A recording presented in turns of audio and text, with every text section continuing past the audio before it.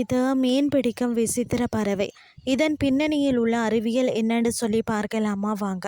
ஆப்பிரிக்காவை சேர்ந்த பிளாக் கெரான் பறவை வேட்டையாட ஒரே புதுவிதமான உத்தியை கையாளுகிறதாம். இந்த பறவை தன் இறக்கைகளை கொண்டு மீனை ஈர்த்து கவ்வுகிறதாம்.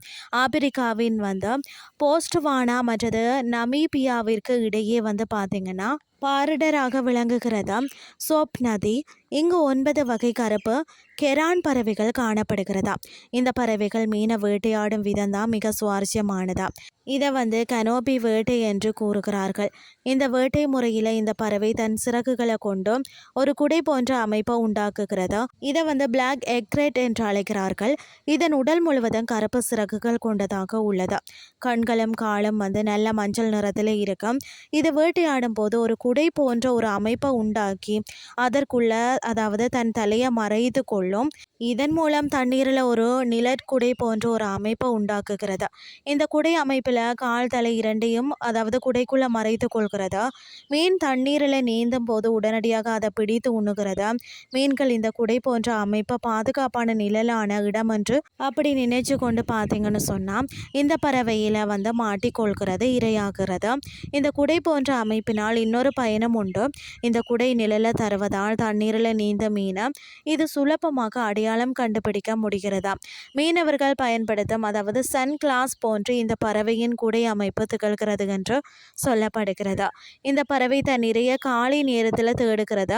குறிப்பாக சூரியன் மறையும் வேளை இதற்கு வேட்டையாட ஏற்றதாக தெரிகிறது. இதன் உணவு நதிகளில் வாழும் சிறு மீன்கள் ஆகும்.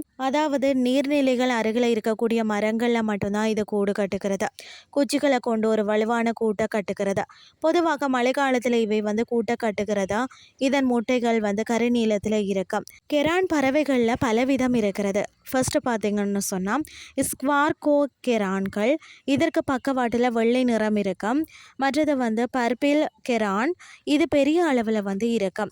கருப்பு கொண்ட இரவு கெரான் பார்த்தீங்கன்னு சொன்னால் கண்ணை பறிக்கும் வகையில் இருக்கும். இதன் அருகே சென்றால் உடனடியாக ஓடிவிடும். அது மட்டும் இல்லாமல் இக்ரே கெரான் பார்த்தீங்கன்னா இது இலண்டனில் காணப்படுகிறது. கோலியாத் கெரான் பார்த்தீங்கன்னா இது மிகப்பெரிய அளவில் இருக்கும். பச்சை நிற பின்புற கெரான் பார்த்தீங்கன்னா இது பார்ப்பதற்கு வெகு அழகாக சிறிய அளவில் இருக்கும். காட்டில் எக்ரேட் வெள்ளை நிறத்தில் கொண்டையுடன் காணப்படும். இது ஆறு மற்றும் நீர்நிலைகளில் இவற்றை காணலாம். எக்ரேட் இது வெள்ளியாக மிகப்பெரிய அளவில் இருக்கும்னே சொல்லலாம். இன்றைய கிறிஸ்டி உங்களுக்கு பிரயோசனமாக அமைஞ்சிருக்கும்னு சொல்லி நானும் நம்புகிறேன். இதே மாதிரி மற்றும் ஒரு கிறிஸ்டின் வேலை உங்களை சந்திக்கிறேன். நன்றி.